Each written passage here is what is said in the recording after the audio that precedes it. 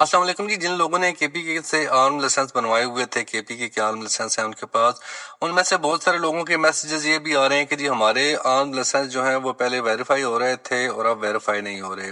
Actually ان کے ساتھ ہوا یہ ہے کہ بہت سے گروہ ادھر پیسے لے کر لائسنس بنا رہے ہیں، تو ان کو فیک کیو آر کوڈ اور فیک اے آر کوڈ کے ذریعے وقتی طور پر ان کو دکھا کے ان کو ویریفائی کرایا گیا کہ یہ دیکھیں آفیشیل ویب سائٹ پہ جا کے یہ ویریفائی ہو رہا ہے، کیو آر کوڈ اور اے آر کوڈ اسکین کرا کے ان کو دکھا دیا گیا آپ کے ویریفائی ہو چکے ہیں. تو یا پھر فیک لنک پر ان کو وزٹ کرا کے وہاں پر ان کا لائسنس نمبر دے کے اور ان کو ویریفائی کرایا گیا جی یہ دیکھیں آپ کا لائسنس ویریفائی ہو رہا ہے.